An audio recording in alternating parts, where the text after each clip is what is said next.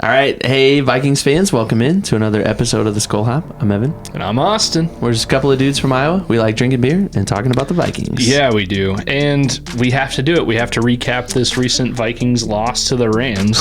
Yep. And to do that, we kind of go over the Roses and Thorns of that game. But in order to kind of prevent us from getting too dark on this Vikings team, I look at some other teams in the NFL that I'm really glad we're not fans of at this point. And there's a few of them, too. Yeah, for sure.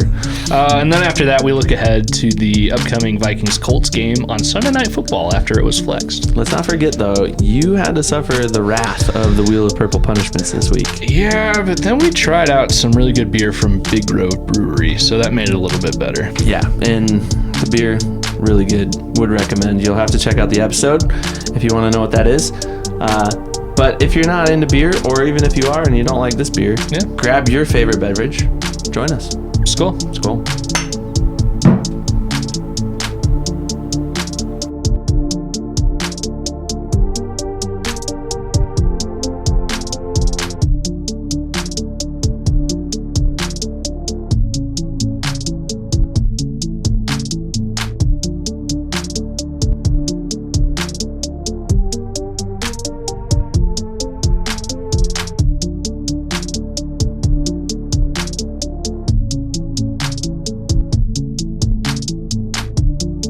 All right, shout out to Big Top Ventures for sponsoring today's episode. If you're looking to take an all-inclusive vacation to Mexico or Jamaica, we're going to have their email address right down here, bigtopventuresllc@gmail.com. Send them an email, let them know what you're looking for, and step right up to your next big adventure with Big Top Ventures. Yeah, thanks, Big Top Ventures. Yeah.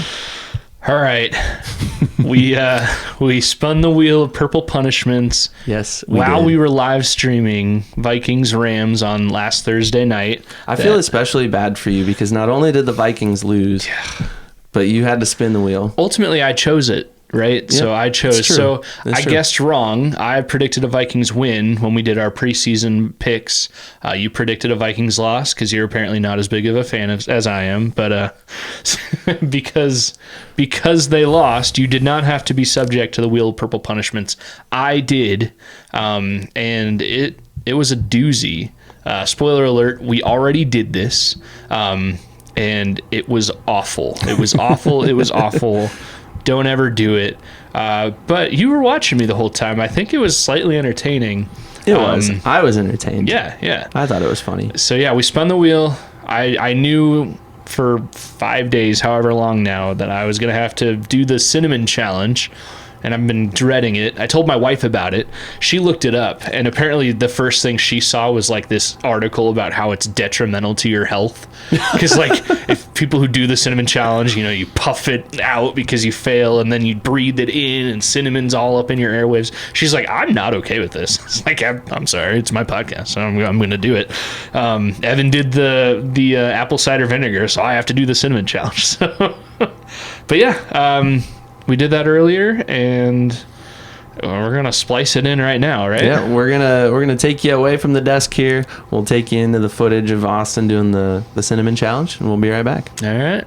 So I got to do the cinnamon challenge all the way back to 2012 is when that was popular online. I'm not looking forward to this. I know that I'm gonna make a mess. That's why we're not at the desk right now. we're trying to preserve the environment that we record in. But I think it's just a spoonful. Oh no, I'm already making a mess. Don't worry about it. We'll clean it up later. What am I doing here? All right. I want to do it right. I don't want to. Yeah, we need more cinnamon on there. Yeah. Big old lump. Don't worry about the floor. Just put it on there. We do have a towel here. There you go. Oh yeah. All right, how does that look, Ev? Is that a fair scoop? That looks wonderful. All right, there's a hair on here. Oh, that's gross. I think it's like a fuzz hair, not like a person hair. All right, here, I'm going to set this down really quick. Hope that was still on frame. I'm not going to try to say I'm cheating this at all. This is a lot of cinnamon, man. Just get it over with. I'd rather do a shot of apple cider vinegar. Skol. Skol. All right. we can edit this a little bit too if we have to, but I can't make myself do it. Here goes. All right.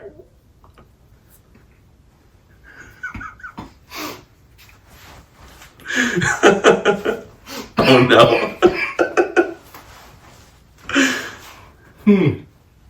How long until you're going to be able to talk?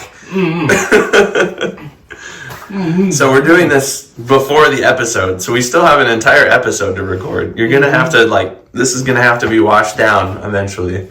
How are you feeling right now?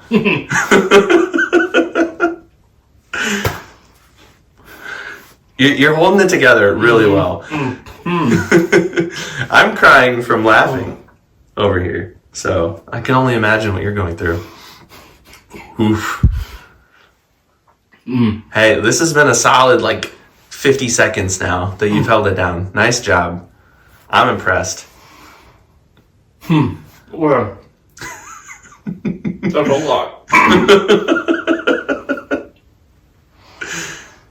Oh, it's spicy too. Well, yeah, it's cinnamon, so it's a spice. All right.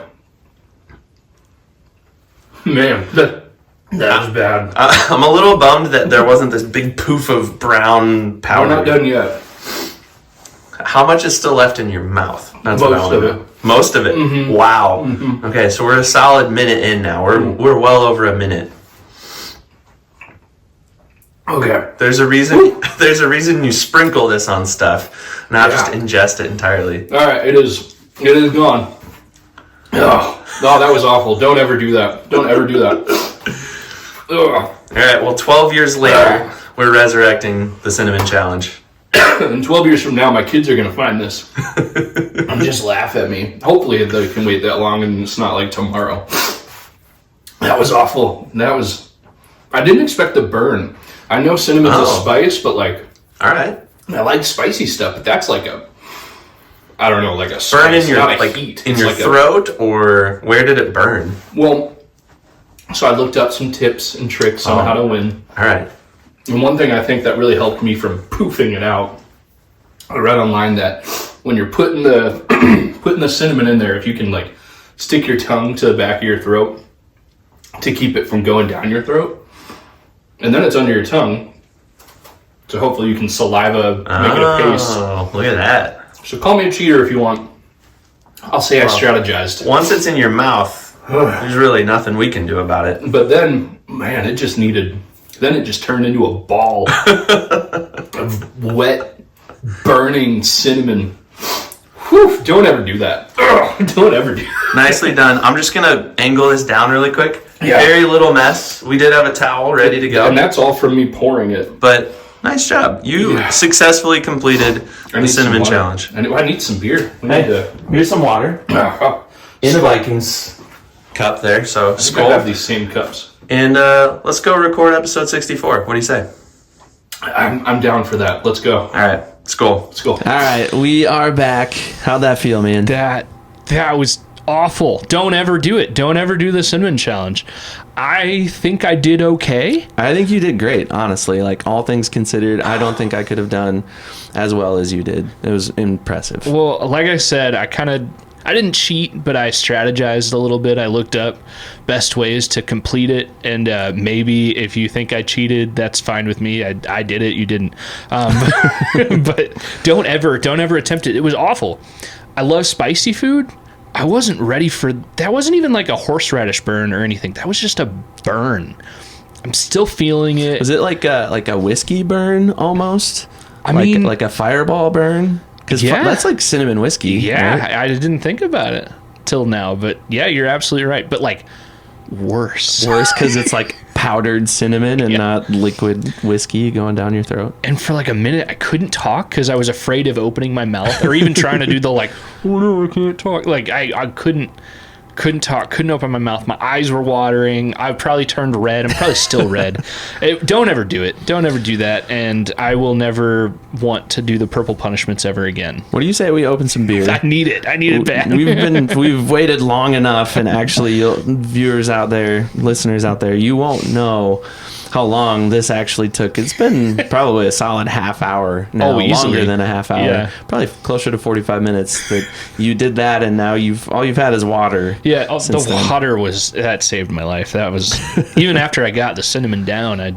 Don't do it. You brought some beer tonight. Yeah. Why don't you tell us about it? All right, so this is from one of our favorite Iowa breweries. They're all great, but this one, I don't know, it's one of the bigger ones, Big Grove Brewery. We've had them plenty of times. I've never had this one. Have you ever had this specific one? I've seen this one, and I've thought about getting it for the podcast. Okay. I think it's relatively new, at least on the shelves at our local Hy-Vee. I'm excited to try it. What is it? Yeah, so it's the Big Grove. It's called Wade Wisely. It's a coffee oatmeal stout.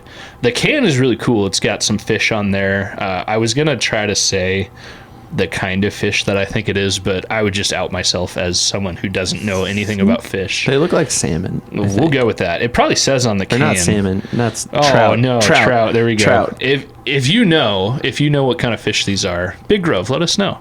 I was thinking trout and I said salmon. That was a bad mistake. Yeah, and I like the fish. And it looks like, and Evan, we'll have you read the can because you do so good at that in a minute, but it does look like this beer benefits charity or some sort of that. Again, Wade Wisely, it's a coffee oatmeal stout. We're both coffee fans, coffee snobs probably. For sure. And then it says, with Rock the House blend by JBC Coffee Roasters. So I've admittedly never heard of JBC Coffee, but apparently it's in collaboration with them. So here's what the can says. Every autumn across Iowa's driftless area, brook and brown trout. I should have just read the can. We can edit that out. It's okay. I'm okay sounding foolish every once in a while. Right. Every autumn across Iowa's driftless area, brook and brown trout work tirelessly to create and guard their spawning beds called redds. It's important these areas not be disturbed, as wading through a single red can crush hundreds of eggs. The next time you're on the stream, please take your time to read the water, move slowly, and most importantly, wade wisely, the namesake of the beer. Proceeds from this project support the Driftless Flyathon projects that educate the public and improve the overall quality of Iowa's trout streams. I've always wanted to go fly fishing. Yeah. And I've never done it. But me neither. Maybe this beer will be like, all right, we got to take the plunge and figure that out. All right. Well, before we do that, let's try this beer. Let's pour them up. It's a coffee stout, so I was expecting it to be dark, and it's black as night. It's very dark. Good pour, Ev. Not bad. Good pour. Can definitely smell the coffee in there. I should hope so. Oh, man. That was quite the pour yourself. I was too heavy-handed on that one. I like a strong pour, but that was a lot. I'm going to need to let this die down for a second. You can have some foam in your mustache there. Yeah, that's okay. At least it's not cinnamon. Yeah, I guess we got to... Here, let me put my can where it needs to go. All right, Wade Wisely. Skol. Skol. Oh, good one. That's good. That is really good. I like that. That's a good fall beer. Right oh there. Yeah. In a different vein than what we've been having, Oktoberfests and things like that. So I like it. I'm a really big fan of the Leinenkugel's vanilla porter. Oh yeah. What is it called? Snowdrift vanilla porter. Yeah, and it's a good one. This is not exactly like it, but it reminds me of it in all the best ways.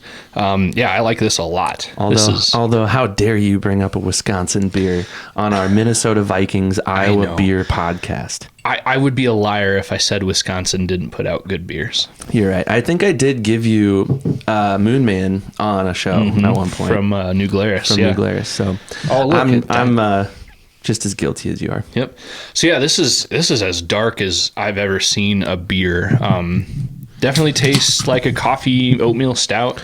It's really good. I like it a lot. It's not so intense on the coffee flavor though. Like the coffee flavor is really mellow in the background. So it's not like Tip the Cow from Single Speed in Waterloo. Great beer, and I like their coffee stout a lot, but it's intense. Like that coffee flavor just boom hits you in the face. I'd have to go back and look at our beer list, but I feel like we've had another. I remember now. It wasn't a stout. It was that whole latte love, lot of love from House Divided in Ely. Also another coffee beer. The coffee flavor just, holy buckets, hits you right in the face. It's really good, don't get me wrong, but this is not like that. If you're hesitant on coffee beers, if you're like, no, I don't think I can mix those two, try this one. Yeah. Wade Wisely from Big Grove, obviously. Big Grove is a pretty reputable brewery and supports a good cause. Yeah, that is nice too. I like to, maybe I'm a sucker for it, but I like the beers that support a specific cause. And yeah, again, I'm not an avid fisherman, but I can get behind this cause. You know, it's a good thing and a great beer.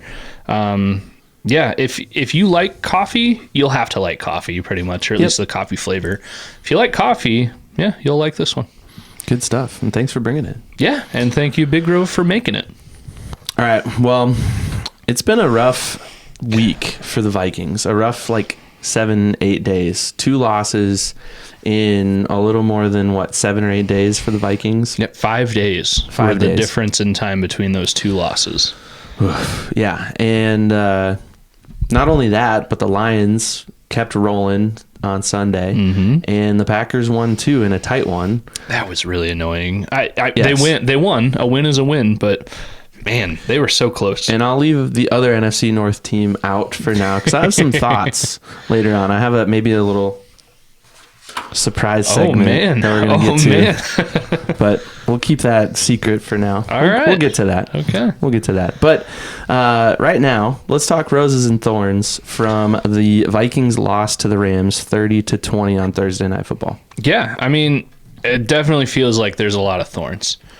Just the whole vibe of the Minnesota Vikings right now. This is one of the lowest 5-6 day stretches of Vikings fandom we've had in a long time. Definitely this season, it's the lowest of the low.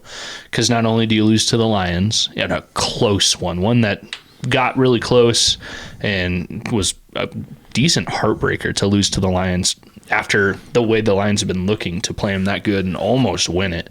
And then you lose to a Rams team that everybody in the world felt like the Vikings should have beat. But credit to the Rams, they're still a good team, and they got a big help by getting Cooper Kupp and Puka Nacua back. Yeah, the timing of those two return to the Rams was crucial for them, and I don't think they win that game if those two are sitting on the bench. Yeah. And then obviously the last offensive play of the game for the Vikings, which no football game ever comes down to one play, and the Vikings would have had to have mounted a pretty decent drive, a really good drive to come back and tie the game, but to have it end on a just awful and blatant face mask, that was a safety. And friend of the show, Dustin Baker, pointed out in one of his stories this week that was a scoring play, and I thought all scoring plays were reviewable, and apparently even on a reviewable play like that, a game altering play, apparently you still can't look at face masks. I don't know. And to say you can't see it when you're 5 feet away from it and there's pictures of you looking right at it. Good job, refs. Anyways, that's as crazy as I'm going to get. Roses and Thorns. Yeah, well, that's obviously the biggest thorn of the game. And we can start with Thorns because I think it might be helpful. It might be therapeutic to just get the crappy part out of there. Then we can move on to the positive stuff in a minute. But I think with that obvious missed face mask penalty, number one, I think it prompts a serious look by Roger Goodell, the officiating committee, and everyone else involved this offseason probably. Like, they have to be able to review stuff like that. They have to be able to go back, look at a play, and they should be able to call a penalty. And I said this not too long ago. I can't remember when I said it, and I don't remember if I said it just directly to you, like through a text or on air or whatever. But I think the NFL needs to redefine holding, because you can call a holding penalty on pretty much every single play that's ever snapped. And I think the NFL needs to redefine that penalty so it's not so common anymore. There are egregiously more holding penalties than any other penalty, I think, in the game. You could probably get statistical data on that. And then I think once that move is made, then I think you make penalties reviewable. Once you have a solid definition of what is a hold and what is not, and who can be guilty of a hold, because I think maybe there are some specific positions that could be more on the hook for a holding penalty other than others. And then you make all penalties reviewable, because I think back to, what was it, it was like early 2010s, 10, 11, 12, 13, the Saints. I forget what year it was specifically, but there was a huge no-call pass interference at the end of a playoff game involving the Saints. Sean Payton was livid, and it wasn't a call. And then I think the next season they were like, okay, pass interference reviewable, and it lasted 1 year, and that was terrible as well.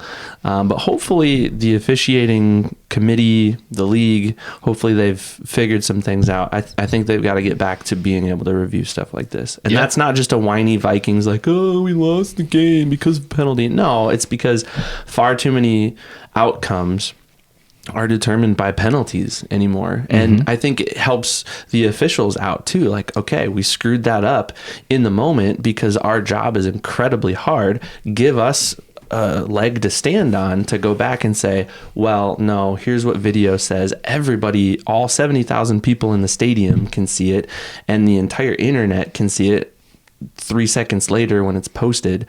I think you got to move to something like that eventually. Yeah. And I think what you mentioned, that I'm pretty sure it was the NFC Championship game in like 16 or 17, the year that Jared Goff and the Rams went to the Super Bowl and ultimately lost. They went there because of that no call on the defensive pass interference. A little later than I thought it was. I thought it was like 12, 13, somewhere in there. No, I mean, it's just a couple of years later.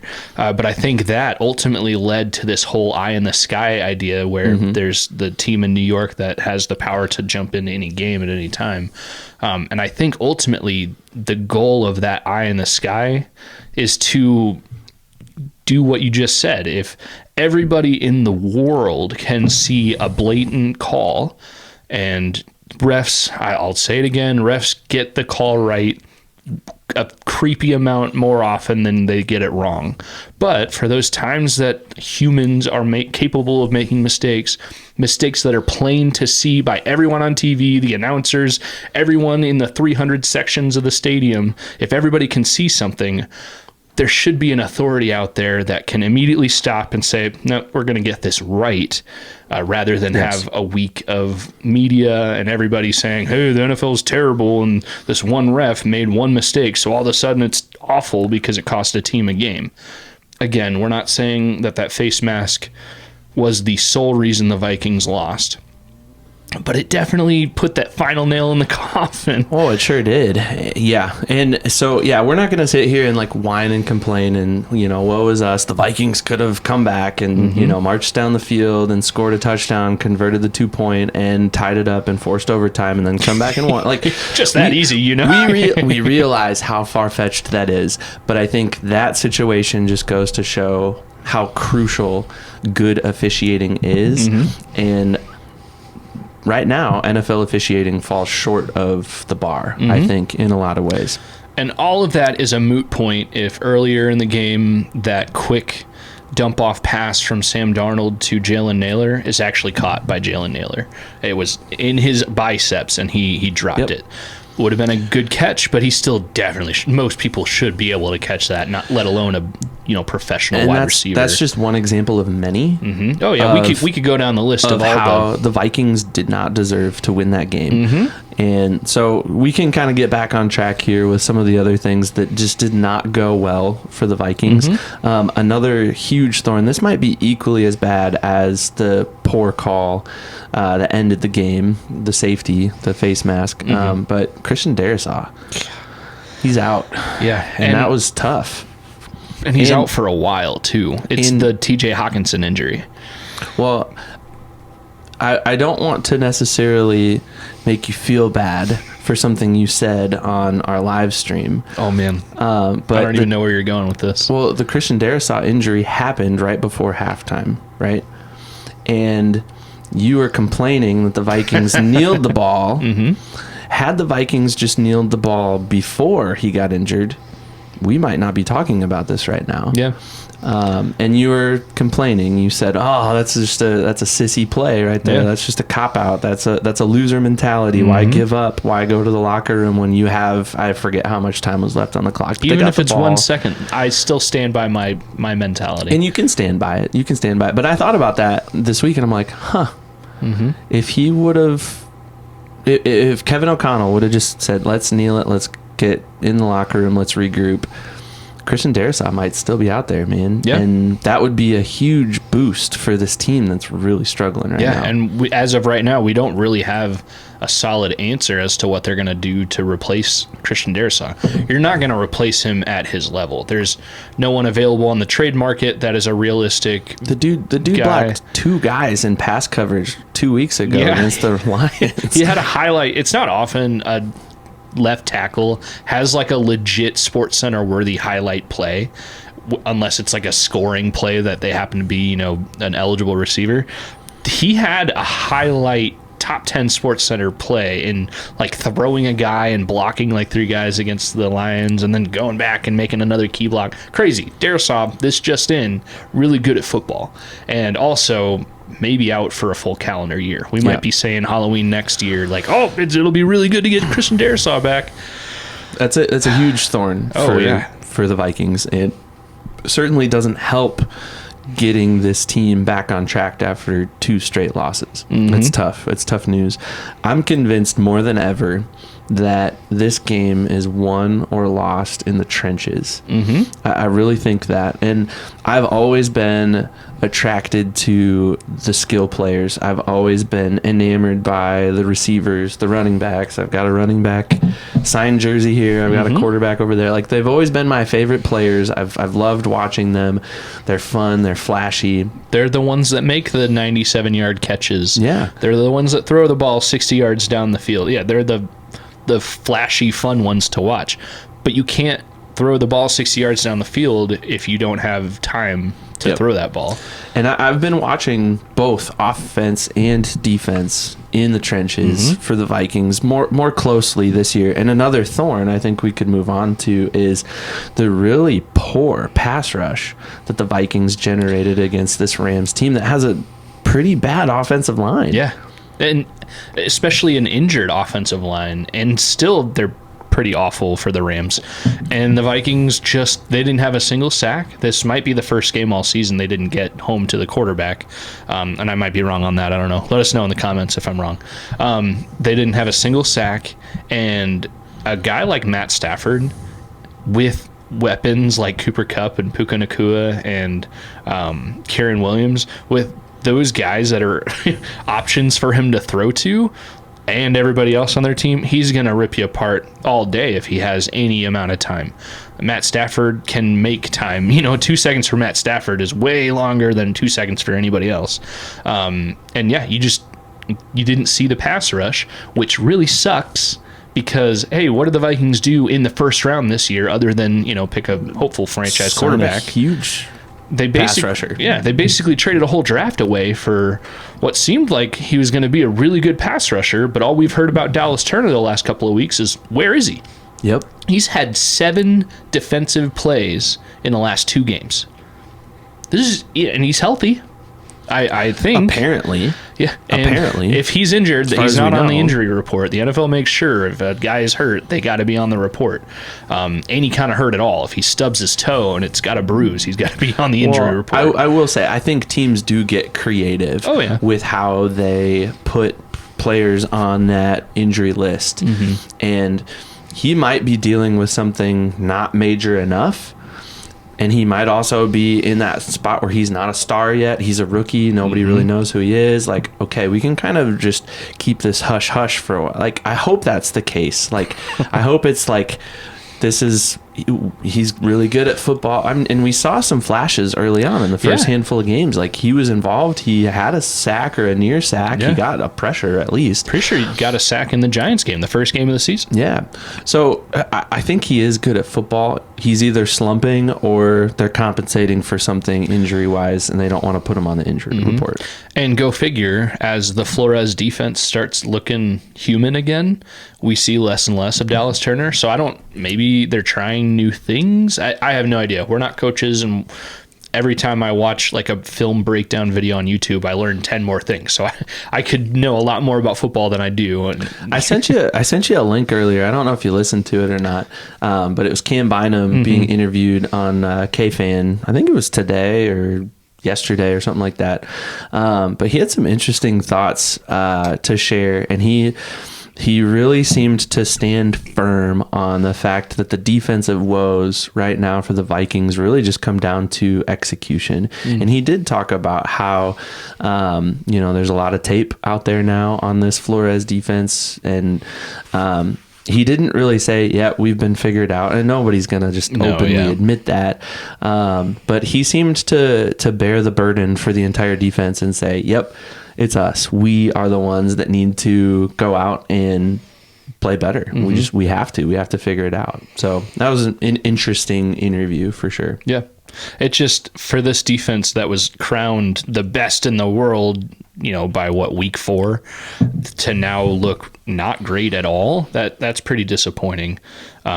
Especially when it already happened. This kind of thing happened last year. Remember the Bengals game? They just turned into pumpkins, and after that, the Vikings defense was nothing to be worried about. I hope they figure this out. Kind of the same on offense too. KOC, the offense is starting to look better than the defense too, which I think is kind of saying something. But KOC, like Flores, seems to have been figured out. They're not hitting, the 97-yard touchdowns, which those are anomalies anyways. But I mean, they're looking more human than they ever have the last couple of games. And even before that, you could point to the second half of the Packer game and most of the Jets game. They just held on to win. It's frustrating to think that this team that was suddenly, initially in the beginning of the season, they'll win 6 games. They're not anything to worry about. And then a few weeks later, holy crap, they're better than the Chiefs. They're the first team in every power ranking, which those things are garbage. And now it's just like, oh yeah, these are the Vikings are back. They've shown us who they really are. And it sucks to feel that way. Another thorn, and we kind of already mentioned this briefly, but the other teams in our division continue to win. The Packers snuck one out, and then the Lions look like the best team in football. And I saw some power rankings that came out today that crowned the Lions as the best team in the league, and I don't have any qualms with that. Like, they looked outstanding. I will say, in defense of our defense, that was a weird phrase to say, but to support them a little bit, the Vikings still held that Lions team to their fewest points in the Lions' last 4 games. I think the Lions went like 40-something, 31 against the Vikings, and then 52 yesterday. So not to say that 31 is great. You don't want teams to score that many points against you, but I don't know that the Vikings defense has completely fallen off yet, and I still think there's hope. I think you get Blake Cashman back. Oh, I think that's the piece. I think that's one of the key pieces for sure. I think you get Dallas Turner more involved, get that young kid going, scheme up some things for him specifically, and then get those older veteran guys around him to support him. And I think you got to get that. You got to get the middle of the line figured out. Jerry Tillery and Harrison Phillips have to figure out how to stop the run, because that run has been so effective up the middle, and then that just opens up the rest of the field. Well, and I think Harrison Phillips holds his own on the run. Yes. But you can't just have one guy that's able to stop it. I really think a couple of factors for this defense. Yes, there's tape out, so there's been more time to kind of figure out Flores' scheme and how they can go around it and do those quick passes and do the little things to try to beat what the Vikings defense are really good at. Also, Blake Cashman, you mentioned it a second ago. He's been out the last 2 games, and oh, look, the Vikings have lost the last 2 games. I think Ivan Pace Jr. is good, and he's better than his undrafted status, but we were already crowning him as like a perennial Pro Bowler and this like stalwart of the defense and this cornerstone. But if you really watch him, and I'm not going to say Ivan Pace Jr. sucks, that's not the case, but he is blitzing a lot, not getting home a lot, and not doing a lot of other things other than blitzing. And I think the drop off from Cashman to Ivan Pace, we're really feeling it, and I think the whole defense is feeling it a lot. And correct me if I'm wrong, but Cashman wears the green dot quite a bit, does he not? He's the quarterback of the defense when he's out there. So and I think you're feeling it a lot. Like I don't disagree with you at all. I don't disagree with you. Well, I want to throw in a little segment here before we get to the roses of this Vikings game. I thought this would be a good chance for us to just consider the rest of the league for a minute. Okay. And I've come up with a list of teams that I'm glad we're not fans of. Are you ready for this? This is kind of funny because friend of the show, Brian, mentioned a specific team to me today, and he said, I'm really just glad I'm not a fan of this team. So well, let's see if that team is on the list. Yeah. I'm going to start at the bottom of my list. I'm going to work my way up because the last team or the first team on my list is actually kind of funny. Okay. First team that I'm glad we're not fans of, Patriots. Yeah. Right now. That's such a crazy thing to say because for 20 years, we wish. My joke is I always wish you had moved here from Boston and that you turned me into a Patriots fan. But yeah. But this post Brady Belichick identity crisis is real, and they just have not figured it out. Robert Kraft has not figured out how to bring the right people into that organization to keep that thing going. They're trading away players. I don't even remember who it was. I just saw something today. They traded somebody away, like a linebacker or something. Yeah, a defensive player. They have a bad defense and they have the worst offense in the NFL. So I'm glad we're not fans of the Patriots. Yeah. The next team I'm glad we're not fans of. We have to play this team. We, the Vikings, have to play this team not too long from now. We travel there. Tennessee, the Titans. Yeah. Man, they just got manhandled by the Lions. Yes.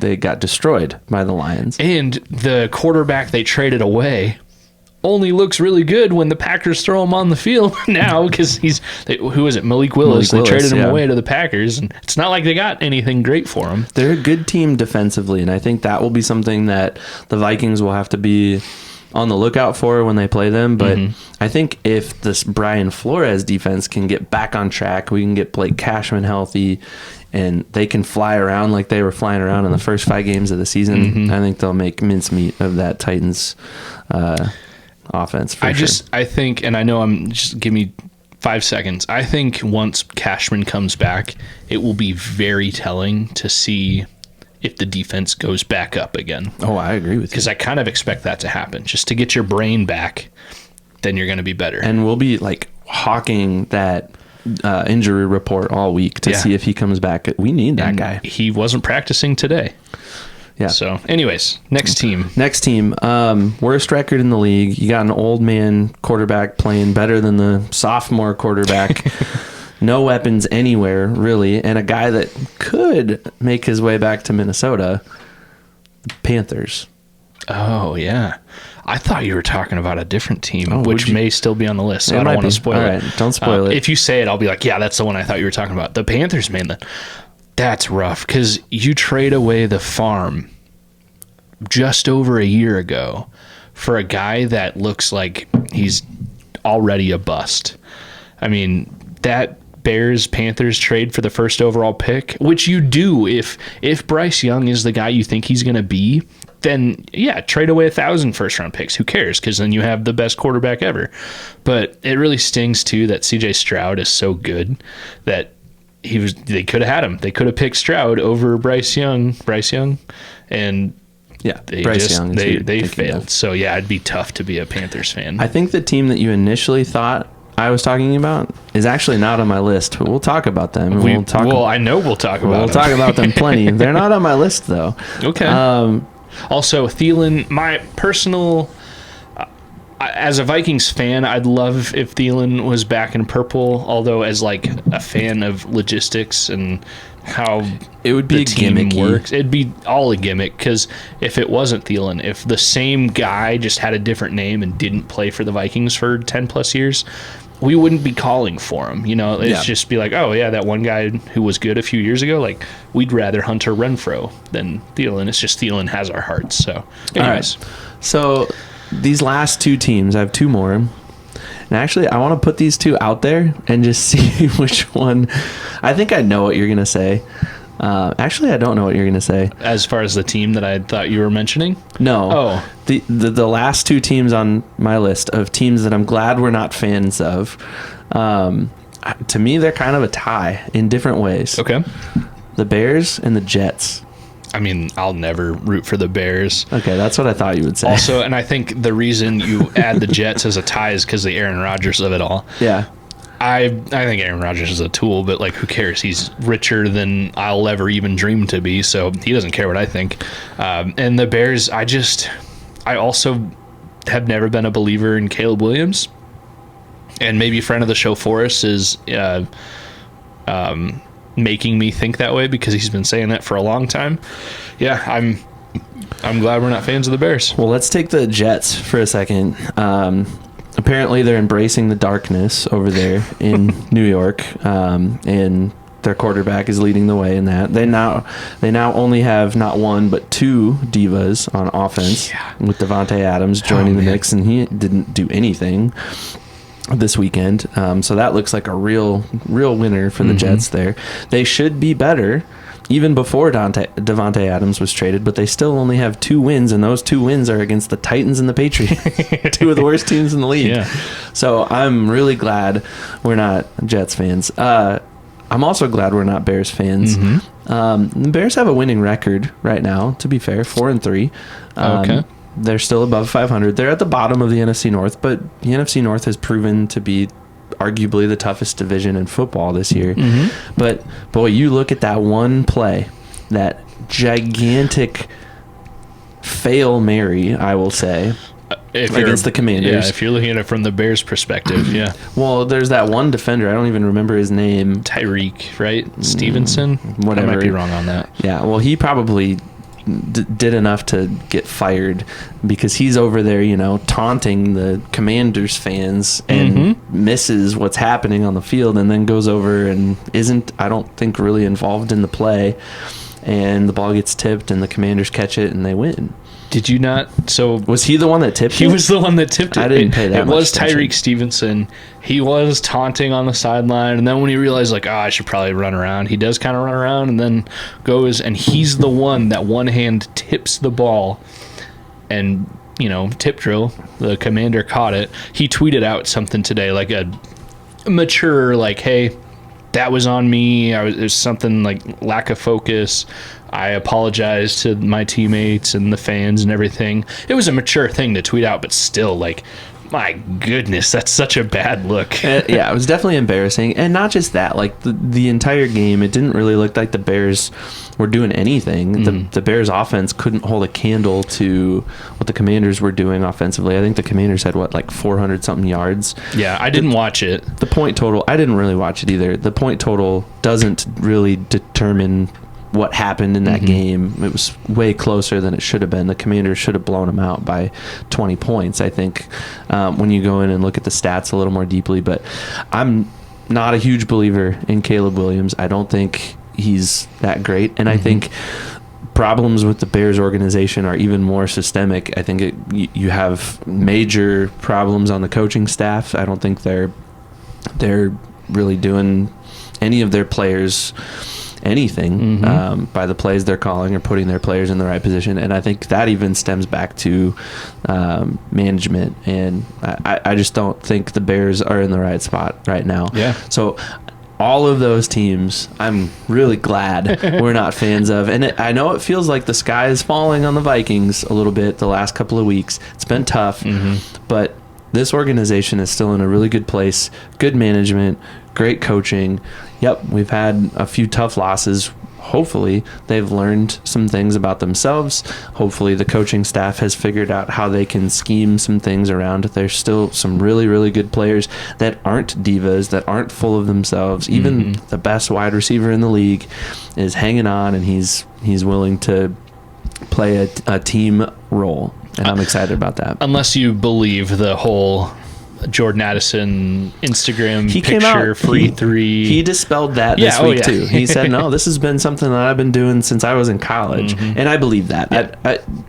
The DUI over the summer aside, I I think Jordan Addison, he made an honest mistake of a young kid who just has access to way more money than any of us will ever know. And I think he's got good people around him who are counseling him through that and trying to help him figure that out. Should he maybe be a little more careful with what he posts? Yeah, he probably should. Yeah. And he hasn't been playing great.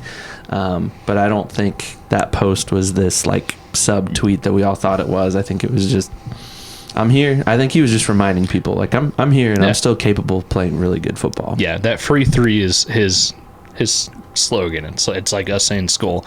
But, and not to crap on Jordan Addison, if he was starting to be a diva, goodbye. Like who cares? You're not running the right routes. He's on a really short leash right now. Don't get me wrong. Yeah, you have barely done any great things. He's good and he will be fine. I don't think I'm not advocating for the Vikings to get rid of him, but if he was going to start being a Stephon Diggs, like, okay, you're easier to get rid of than Lewis Seen was as a first round pick a couple of years ago. So yeah, all is good there. I guess that's all I can really think of for Thorns. I really think this Darisaw injury,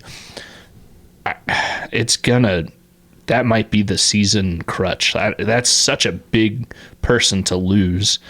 And we've seen what happens on defense when you lose a stalwart on defense in Blake Cashman. So hopefully they figure that out, whether it's in-house or they sign guys on the off the street. Dustin Baker had a video today where he kind of said the available free agents are more enticing than anyone you could trade for, even, notwithstanding what you'd give up. But yeah, Thorns, any more Thorns?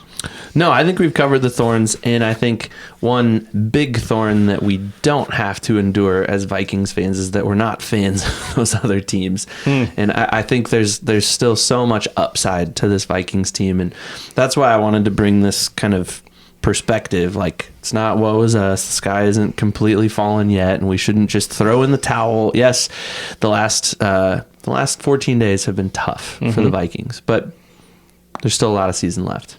And I'm excited. And there are some roses, some good things. Yeah. Let's talk about those. What are the good things we can talk about? I mean, in this Rams game, Justin Jefferson looked pretty good early. He had a slump of his own, but that just goes along with the Vikings offense slumping every game. But he ended with over 100 yards for the first time in a few weeks. Looked like Justin Jefferson, and that's good. There's some other good things that happen, though. Well, you don't get Justin Jefferson to 100 yards without somebody throwing the ball to him. And I think Darnold didn't play awesome. He didn't play like he did in the first 5 weeks of the season or even the first 3 weeks of the season. But I still thought he played okay. He played well enough to continue to earn the role of starting quarterback for this team. And I think he did enough to kind of silence the doubters of like, we should bench him, just roll with Mullins. We should trade for somebody at the deadline. Like, no, let's just keep rolling on the Darnold train for now. Mostly because I just bought a Sam Darnold t-shirt that's coming later this week, and I might have to wear it next week. Yeah, we got some pretty cool design by your wife. Yeah. Credit where credit's due. But we'll link her store down below here. We should be hyping up her store. A&J Creative. A&J Creative. Yep, it's a TeePublic store, and she's got more than just like some goofy, quirky stuff that she does for us. She's got some really great Vikings designs for ladies out there. So if there's a lady in your life that needs a good Vikings shirt that has a little more of that feminine flair to it, go check that out. And she's got some other designs out there too that have nothing to do with the Vikings, but she's had a lot of fun. She's really good at what she does, designing stuff. And I didn't realize she had. I might need to go take a look at the female featured Vikings designs. Yeah, you should. We'll link her down below for sure, and go check out her stuff. But yeah, so she designed a nice little Sam Darnold shirt that we've got coming. Mine's coming on Wednesday. I will be wearing it the episode I get it. Which should we just match? Should we just wear it? Yeah, maybe. Although I did get another shirt in honor of an upcoming game. So maybe we'll see. I think that was off camera, but you're pointing to the largest comeback in NFL history, little poster that we have there. Yeah. So, yeah. Other Roses right now, maybe not even specifically this game, but for the Vikings overall, Hawkinson's back. I mean, he's activated, not on the injury report, I don't think. I might be wrong about that, actually. Well, and allegedly he's running faster than he's ever run in his life. I didn't see that. But according to GPS, that was out on Twitter or something. Like, according to GPS stats, he's been running faster in practice than he's ever run in his life. All right. So. Which, oh my gosh, if you can imagine... If they, because the Lions said, hey, all we had to do was shut down Jefferson and Addison, and then we'd win the game. And the Lions, for the most part, did just that and won the game. Can you imagine if you shut down Jefferson and Addison, and then you have Hawkinson there? Not to belittle the other tight ends on the roster, but nobody's up to Hawkinson level. He's gonna be so vicious. And you probably didn't check your Facebook messages before you came to my house tonight. I saw that one came through tight end related, but I didn't watch it. You'll have to go back and watch that, and maybe I'll put that down in the description as well. But okay, if the Vikings can do what was done in that video with the tight end, I think the caption on the video is like, let's play hide the tight end. If they can do that with TJ Hawkinson when he comes back, look out, NFL, because you got the league's best wide receiver. You've got another really good wide receiver and a few others. You've got a really good running back who proved that he was still healthy, ready to go. You get TJ Hawkinson back in the mix. I think this offense opens up a ton, and I think Sam Darnold doesn't struggle as much. Yeah, at least excited. Hawkinson will become a quick dump-off route and a better option than what the Vikings have had in that area anyways.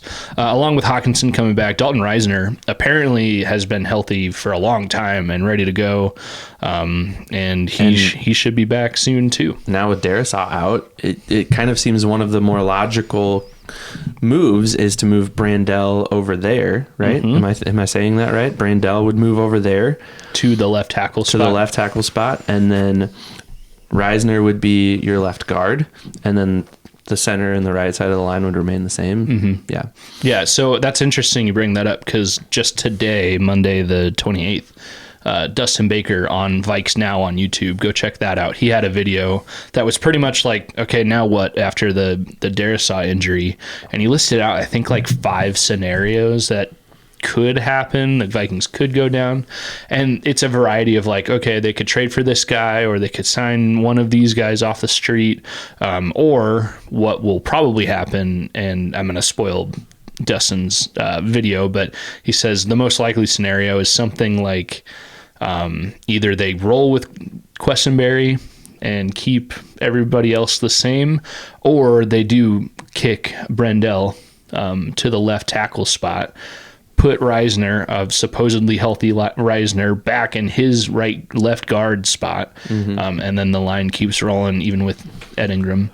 But yeah, that's probably what'll happen. Well, I think that was one of the silver linings to the Vikings offensive line to start the season was its depth. Like, you had Brandell, you had Quessenberry ready to go.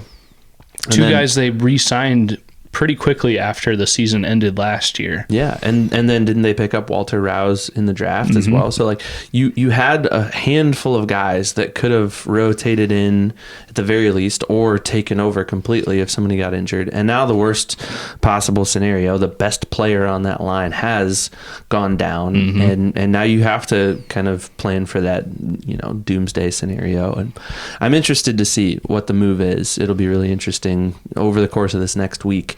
By the time we record next week after the Colts game, we could be completely off base, and the Vikings, Kwesi Adofo-Mensah, may have gone way crazier than we ever expected, but who knows? Yeah. All right, last rose for me is Will Record. He's still perfect, man. I think he had 2 extra points and 2 field goals against the Rams. I don't think he had any long kicks in that game specifically, but in the Lions, I think he had a 57-ish yard kick. And a potential, it didn't happen, so it doesn't matter, but a potential like 68-yard attempt. Like Will Reichard, he's still perfect, and spoiler alert for the next few things we'll say, until he misses, he's going to keep getting my special teams game ball. Yeah, well, and spoiler alert to who gets my special teams game ball, Ryan Wright is still punting really well. Yeah. It's not nearly as good as your kicker playing well, because your punter doesn't score points typically unless you're like fake punting a lot. But anyways, but the punter can alter the game. It's field position. Yeah, for sure. I think he's proven that he's back, and he's still deserving of the job that was given to him in training camp. So yeah, let's move to game balls really quick, and let's wrap up this Rams loss. We've talked ad nauseum about that. We'll move on to the next week here in a second, but offense, game ball. Offensive game ball. So first off, we both spoiled our special teams game ball. Will Reichard for me, Ryan Wright for you. I think we both agree. Both of them kind of deserve a game ball. I mean, if you wouldn't have stolen Will Reichard, I would have given it to him. But well, when you write the outline, you kind of get a little bit more authority.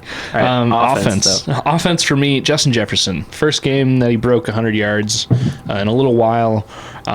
He's the ultimate captain. You see him at the end of the game kind of throw his helmet down, but he's not sitting complaining. He's not doing the Stephon Diggs hoodie over his head like, man, this sucks. I hate this team because we've lost 2 games. No, he's the motivator. He's performing on offense, affecting every play, even if he doesn't get the target, because they're going to, the defense is figuring him out, or putting a lot of resources towards him. And specifically in that Rams game, he's my offensive game ball. Yeah, I think he's just frustrated that he couldn't do more to elevate this team to victory. I mean, I think back to, gosh, I don't even remember who they played at the end of last season, but Nick Mullins started at quarterback, and Justin Jefferson, I think it might have been the Lions actually. Justin Jefferson just like carried the team on his back. Oh yeah. And there's that like famous shot of him just like sitting on the field after it's all said and done. It was a close game, but they lost. And I don't think he's mad because he didn't get the touches. I don't think he's mad because he didn't, get whatever, attention he thought he deserved. I think he's just legitimately mad that they lost because he's a team player, because he cares more about winning. And I think he's proven that in the first 7 weeks of this season, because he hasn't had a 100-yard game yet this season. And he had a handful of touchdowns, but he's still he's not carrying this team like he has in the past. And statistically, and we've talked about that. Like, it's actually a good thing from a team perspective that he's not, because it means that we've got 5 wins on the backs of other players, not just your best. And it also, I think, minimizes his risk for injury too, which is a really good thing, because down the stretch, you want a guy like that. You need a guy to, make those crazy, 4th and 16 against the Bills, like climbing 18, the ladder, going vertical, bringing stuff down like that. Like, you need him in those clutch moments for sure. So I agree with you for sure on Justin Jefferson. You're looking up some stats. I was just trying to see how many 100-yard receiving games he's had this season specifically. I think it's only this one. Is it really? I think. Okay. You go to his game log probably on Pro Football. Oh, there we go. Okay. We can look that up. This is worth it. Let's look. He's got 2 100-yard games, one 92-yard game, and everything else is pretty decent. 80s. There's one in the 50s, but still, statistically, he's holding his own. He scored in every game but 2. His best game was the Niners game, and that was arguably the best game the Vikings have played all year. Yeah. That or the Texans game. So So he's there, and he'll always get his numbers. But yeah, he's my offensive game ball. What about you? Who's your offensive game ball? I'm giving an offensive game ball to the entire offense. They didn't turn the ball over. No fumbles, no interceptions. And they win? They won the turnover battle. They won the turnover battle. So 2 weeks in a row have totally killed that super fun stat where KOC 2 weeks ago right now was undefeated if his team wins or ties the turnover battle. And now 1 week against the Lions, they tied the turnover battle and lost. And then the next game, not even the next week, the next game against the Rams, they won the turnover battle and lost. And not only that, but there was that other stat out there of when the Vikings score first, they almost always win the game. And for 2 weeks in a row against the Lions, they were up 10-0 against the Lions. Yeah, you got to catch up here a little bit. They were up 10-0 against the Lions, and then they went up 7-0. They scored a really easy touchdown to start the game. 8 plays, 70-yard drive with a 5-yard touchdown pass to Josh Oliver in the first quarter, and it looked great. And we were all just kind of thinking like, all right, Vikings are cooking. Got a good drive. It was great. Let's do it. First 2 drives, they scored a touchdown because the next one was to Sherfield. Yep. So, and those were the only 2 touchdowns scored in the game. And anyways, so I'm giving a game ball to the offense, not because they, were amazing, but they didn't turn the ball over. And if you took Justin Jefferson, that's the next most logical thing. All right. Well, my defensive game ball, the only guy that got a turnover, he picked the ball off Byron Murphy Jr. Outside of that, the defense wasn't rock stars the whole game. So I just went with the cherry pick, the only good stat. Yeah, you're really good at that, cherry picking things. I'll go with Ivan Pace Jr. He led the team in tackles, even though he's struggling in that kind of Blake Cashman void. I still like that guy a lot. I still think he's a really good football player. I think he's maturing. I think as a rookie last year, he splashed a lot. And we were raving about IPJ last year. We were super excited about him. Things have cooled off a little bit this year, and I think he's playing with a little bit of a chip on his shoulder. Like, I got something to prove. I'm no longer a first stringer. I'm coming off the bench and doing what I can, and now filling the void for Blake Cashman while Cashman's recovering from turf toe. But I don't know, you lead the team in tackles, you're still a really good player. I like Ivan Pace Jr. Yeah, hard to argue. And yeah, we already went through the special teams game balls, so I suppose now we can say goodbye to the lowest point in the Vikings season. Goodbye. And we're looking ahead to the Colts. And if the Colts make one move, this will be a very frustrating game for the Vikings. But if they stay with the status quo, the Vikings should roll. And I think I indicated this in my too early prediction, but maybe I'm wrong. Is that move at the position of quarterback for the Colts? Anthony Richardson, I'm telling you, this guy has all the physical talent in the world. But he's been injured. He missed all but 5 games, I think, last year, and he's kind of been in and out a little bit this year. But yeah, he's not panning out. What was he, the 4th overall pick last year? He's really high. Yeah, I know that. Like he's not panning out, and it's a tough spot because the Colts keep rolling with him, but I think that might be one of those, like, we can't bench this guy so soon. The Panthers had enough guts to do it with Bryce Young, but I don't know. That it kind of seems like one of those, maybe ownership is like, hey, we put a lot of stock into this one guy, high first-round pick. He's got to be the guy. Otherwise, we got to start over. He was 4th overall a year ago. You are correct. Interestingly enough, he took a play off this week. Like, he came off the field and said, I'm tired, I need a break. And like, you can't do that when you're the starting quarterback in the NFL. That's just not how it works, especially a quarterback who's known for his athleticism. And listen, I am the last human in the world to be criticizing somebody for their athletic abilities. I would need a 3-day break to recover from a 100-yard dash. I get that. But he is an athletic, first-round, high-profile quarterback.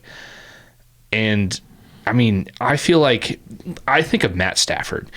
Have we all seen that crazy, it's a handful of years old now, but that video that's like 3 minutes long and it's uncut and it's just him like throwing a pass and then getting hit and his like shoulders like falling out of itself and he goes to the sideline. I think he was like mic'd up that game too, and he's like, oh, I think he got smacked in the ribs. I think he had bruised ribs. I think his shoulder was bothering him, and he's like screaming in pain. And either the Lions called a timeout or the other team did. Something happened, and he's like, I can go back in. Am I allowed to go back in? I can throw. And he runs back out. We need to find that video and link it, because I'm not a Lions fan, obviously, but still that 2-3 minute video is like, holy crap. Maybe dude. we should just find it and we'll just picture it right here, because as much as we don't like the Lions, man, that was a gutsy performance. And we don't like the Rams either, because he plays for the Rams now. But all that to say, Matt Stafford was like in agony and doesn't even miss a play, and I think comes out and throws like a 2-yard touchdown. Yeah. And then I think it won the game. I think that was the end of that game. It's a beautiful 2-minute video, 3-minute video. But I think of that, and then I think of this young 20-something-year-old quarterback who's known for his athleticism to be like, I was tired, so I had to take a play off. Like, what? Can you imagine being his teammate? I'm tired too, man. It's not I'm tired, because the kid played how many college football games and probably didn't make a move like that. It was probably like, I'm not playing up to my standard. Things aren't going my way. So I'm just going to quit for a minute, and then I'll come back when I feel ready, I did see a tweet somebody posted out.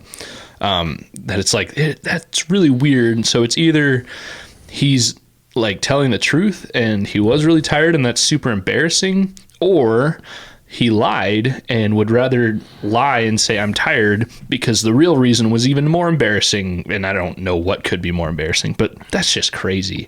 That's where you lose a locker room. Like I think of like bosses I've had in the past and stuff, and if they pull stuff like that, now granted, my boss isn't going to take a seat because they're tired and it's going to make me, upset, but something like that, you lose faith in your leadership, and that's not what you want to do on a tough season so far. Yeah, agreed. Keys to victory for the Vikings in this one against the Colts. This game got flexed into Sunday Night Football, and I heard somebody say today that Sunday Night Football is arguably the best slot in football in terms of entertainment value, in terms of like market share, exposure, all that stuff. So it's kind of a big deal that this game was flexed out of the noon slot on Sunday and into this Sunday Night Football slot. Yeah. Keys to victory under the primetime lights. Yeah, well, and it was flexed before this 2-game loss and injury to your Pro Bowl left tackle. But don't they have to do that too? Don't they have to give teams enough of a notice to prepare? Yeah, and even like fans, if you're flying somewhere to go to a game, like you got to know. But this key to victory, I'm going to keep saying it, kind of like I keep giving Will Riker the special teams game ball until he misses a kick. I'm going to keep saying this until it stops. The Vikings need to stop slumping in the middle of the game. Yes. Make the whole game scripted if you have to, because whenever they get past that 15 play script or whatever they do, maybe we're way off on that, but whenever it feels like they get past that script, they just disappear for a while and then usually kind of figure something out. But stop that. Keep the foot on the gas pedal and beat the crap out of teams. Like I said a handful of episodes, punch them in the face. Like, just win. Yep. Stop stopping. well, and if there's a script of 15 plays, can you come up with a script of 30 plays or 50 plays or 60 plays that are just locked and loaded, ready to go? And does that mean that your practices have to be 3 hours long or 4 hours long instead of whatever? Like, you're professional athletes, you're being paid millions of dollars to go out and do this. Figure it out. And I think that whole idea that's all on KOC. And really, I mean, Wes Phillips and, all the other guys. But KOC's the backstop to it all. And he's the play caller. And, I mean, it's just got to be about trust and knowing, hey, if you say that this play is going to work, then it's going to work because you are the play designer. I don't know. We obviously have no inside information, and we're just a couple of dudes drinking beer talking about football. But they got to do better. They got to stop the slump. Yeah, agreed. I think another key to victory is getting back to their identity on defense. And hopefully Cashman's back. I know it's not looking great right now. But even if he's not back, they got to figure out something. They've got to find someone else to be that quarterback on defense, and to get after things. And I don't think it matters who's under center for the Colts. I think you have to put pressure on the quarterback, and you got to be able to stop the run specifically. I think you've got to plug the holes in the middle and not allow those backs to get out. Another thing I've seen a lot of, and I didn't see a lot of this in the first 5 games, and I'm not an expert by any means, but I saw a lot more zone in the last 2 weeks. A lot of just sit back, wait, see what happens, and then respond, rather than the super aggressive, let's put 9 guys on the line and let's just make everybody's life miserable. Let's get to the quarterback faster than he can get rid of the ball. Or let's, sniff out these screen passes and Andrew Van Ginkel get 2 pick sixes, which is amazing. Instead of that, we've seen this all right, we're gonna drop back, we're gonna sit back, we're gonna play these zones, and we're just gonna let the offense come to us. And I think against the Lions and the Rams, that burned them a lot, because both Jared Goff and Matthew Stafford read that zone and they just go, all right, you're going to play that. You're going to be a little more comfortable on defense and not as aggressive. Well, I've got this guy coming across the middle and I'm just going to dump it off to him. Or I've got this guy out in the flat over here, guaranteed first down right here. I don't need the big 70-yarder down the field. I'm just going to keep getting a first down after first down after first down. I'm going to march down and I'm going to score 3 or 4 touchdowns on you and put this game away. Yeah. And that's what both of those quarterbacks did. And so I think they've got to get back to this identity of this kamikaze kind of defense. We're going to just blow the hat off of you if we need to. We're going to put 11 guys on the line if we need to. And, we're just going to make your life miserable from the get-go. Yeah. And even I totally agree with you, because as you were saying that, I was forming a thought, and then you said the thought about Jared Goff and Matt Stafford both being like zone beaters. And you can go back to the game against the Jets.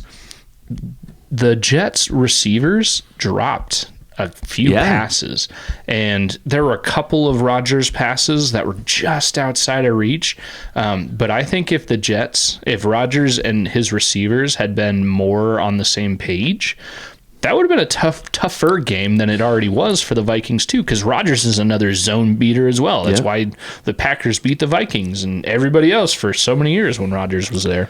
Yeah, I think the zone, you've hit the nail on the head. The zone defense is a weakness for this Vikings team, mostly when they've shown that they can't get home to the quarterback. That's the big difference. And they didn't get home against either of those 2 quarterbacks, the Lions or the Rams. And it's been a frustrating 2 weeks of football for the Vikings defense. They have to get that figured out. And I think these quarterback concerns with the Colts should be all right, let's go. They should be licking their chops a little bit. And I don't know much about the Colts offensive line. I'm assuming they're not great. I mean, they got Quentin Nelson, and he's maybe the best interior offensive lineman in the NFL. But outside of that, I don't really know either. I do know, if I had to guess which quarterback on the Colts is more of a zone beater, whether it's Joe Flacco or Anthony Richardson, I'd guess it's got to be Joe Flacco. Yeah. That's why I'm really hoping the Colts stubbornly stick with Anthony Richardson. Because I think if they announce Joe Flacco is going to play, or if they bench Richardson early, it's going to be another tough game for the Vikings. I will say the Colts was an honorable mention to my list of teams that I'm glad I'm not a fan of. And that was the one I thought you were going to say when you ultimately said the Panthers. Yeah, I know, because I said old man quarterback, and I think that's kind of what tipped you off to, it might be the Colts. But honestly, I think to some extent that's kind of an advantage to them at this point. as a team, maybe not as a fan base, because as a fan, I'd be like, who's gonna start? Yeah. Like, what are we doing? Figure it out. Just name a starter. But I think when you're the coach and you kind of have that control over this other defense all the way through the week, and you don't know who you're preparing for until probably like Thursday or Friday, maybe even Sunday. Maybe even Sunday, right? Like, it's like, all right, now we got to prepare for two guys, and we've got more on our hands. And I think the advantage lies a little bit more in the Colts' favor that way. So, speaking of being a Colts fan and being in that mindset, we know a Colts fan, and I think there's an opportunity maybe right after the Colts game for us to have a guest on the show. If you're interested. I think that's in the works a little bit. For sure. We can make that happen. I know who you're talking about. Yeah. I guess another key to victory is you just got to stop the run. The Vikings have been statistically abysmal against the pass, but for the first handful of games, that was because teams had to try to ball out and throw a bunch of yards and try to win against the Vikings. But the last couple of games, just because the other teams have been really good on the pass game and the rush game. But you got to stop Jonathan Taylor. He's the most well-known, consistently good player on the Colts offense. And a good running game can really break a game for the other team, and that should be their first thing to stop is Jonathan Taylor. Definitely agreed.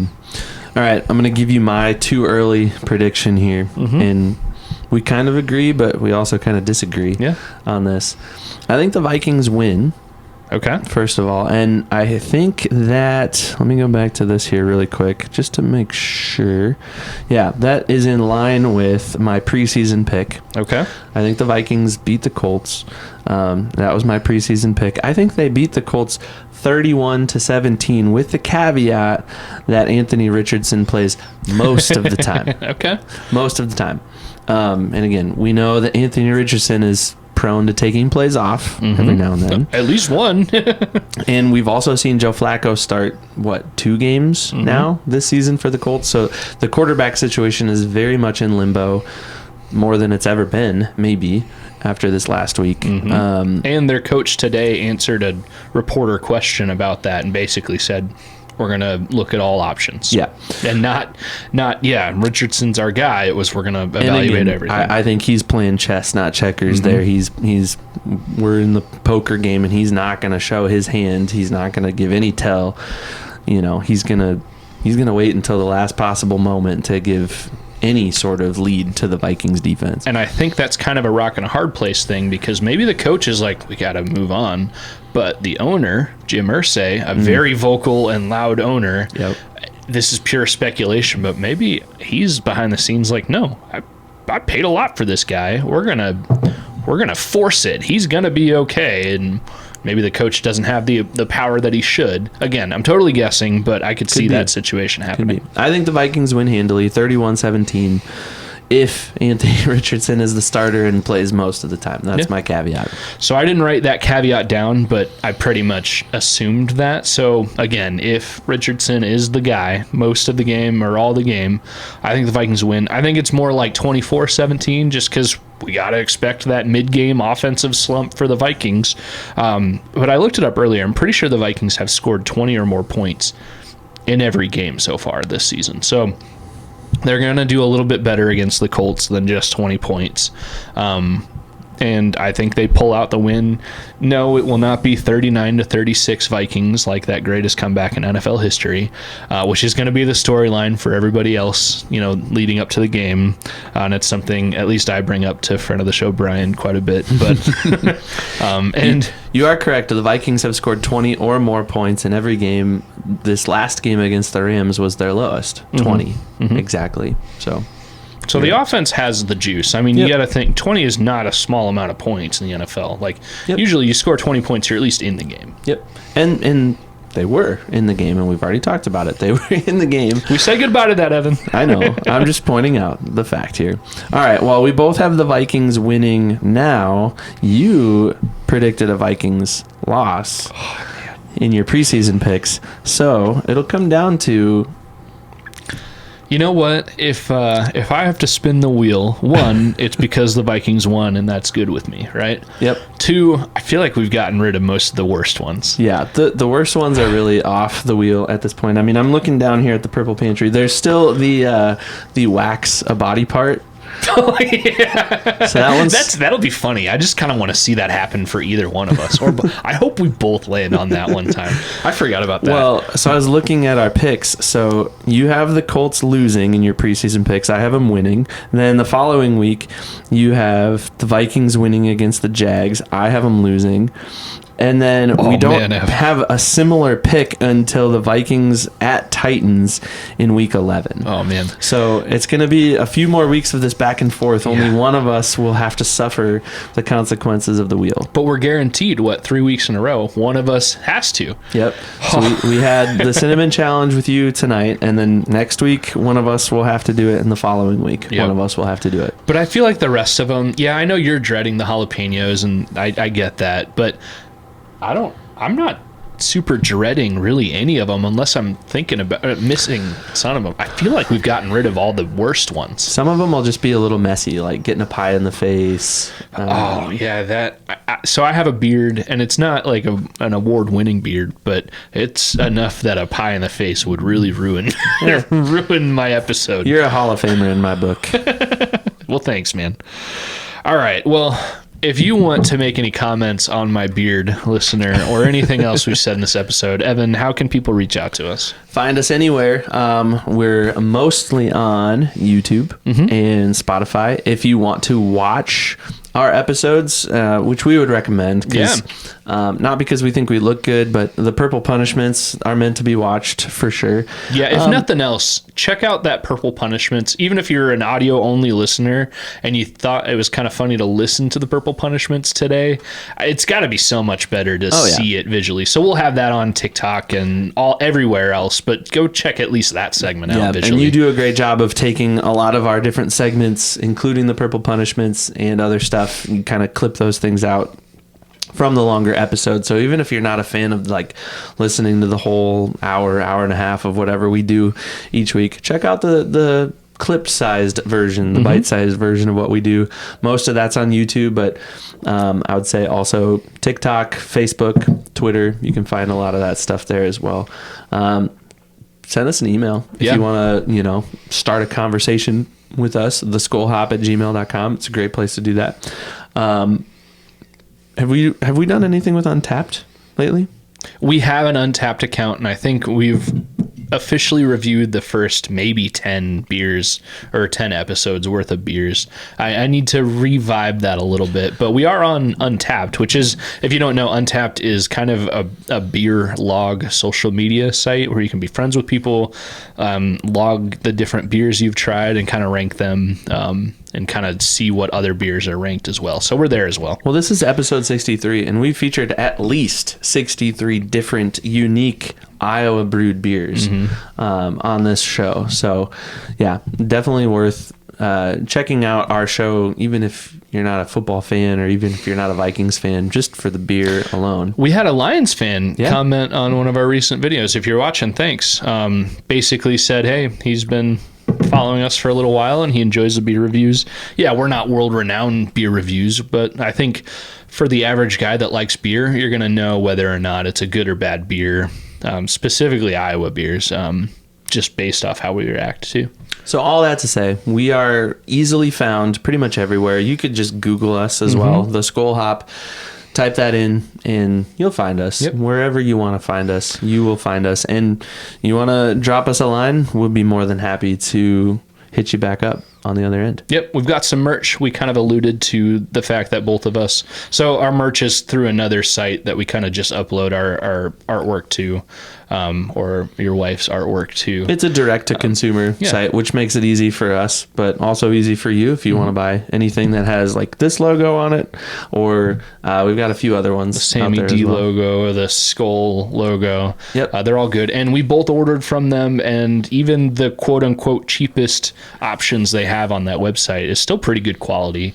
Our shirts we've had for, it's got to be about a year now, and they're still holding up really good. So TeePublic is where we get all of our stuff from. Not a sponsor yet, but maybe someday. I mean, kind of. We get the smallest amount of kickback from each order, but it's more about, hey, if you want to order something with the Skol hop, go for it. We're just all about the exposure at this point, for sure. I think we get like $1 a shirt or something like that. Yeah, it's very, very minimal. But yeah, if you want a shirt, I think we've got.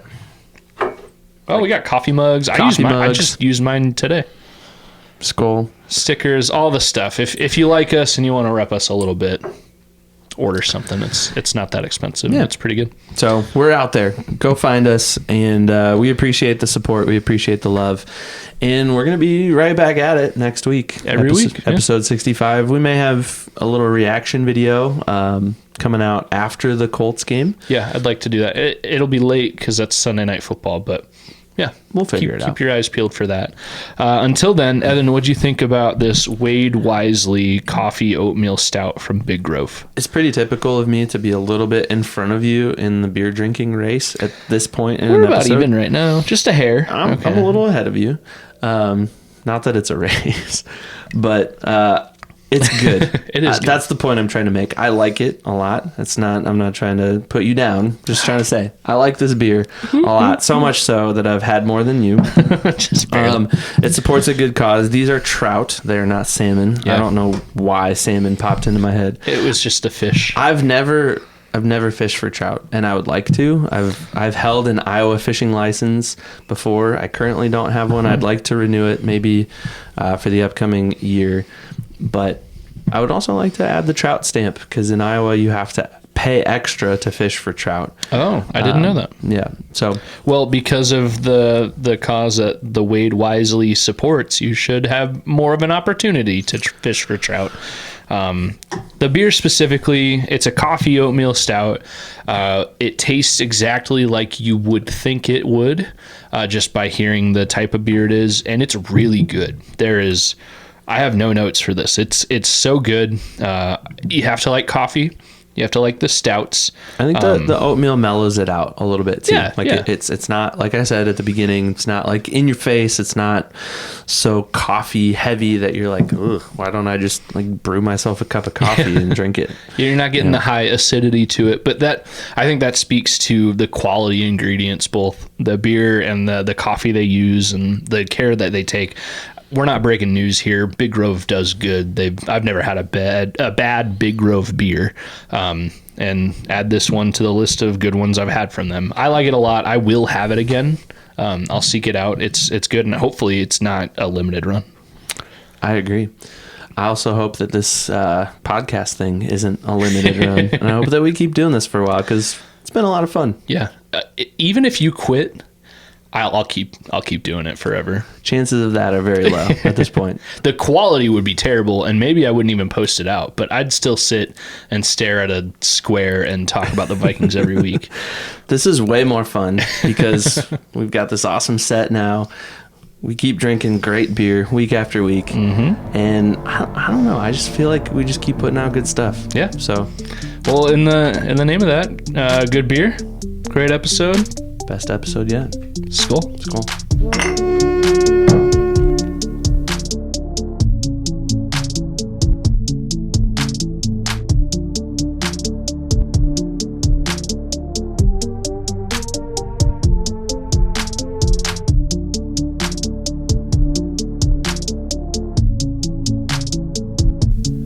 Hey Vikings fans, Evan here from the Skol Hop, and we just wanted to say thank you again so much for listening to the Skol Hop, and we also wanted to take one more opportunity to let you know that this episode of the Skol Hop has been brought to you by Big Top Ventures. If you're considering taking an all-inclusive trip to either Mexico or Jamaica, reach out to our friends at Big Top Ventures at bigtopventuresllc@gmail.com. Once again, that's bigtopventuresllc@gmail.com. You can get the lowest rate possible on several all-inclusive resorts throughout the region. Big Top Ventures. Step right up to your next big adventure. And thanks again for listening to the Skol Hop. Skol.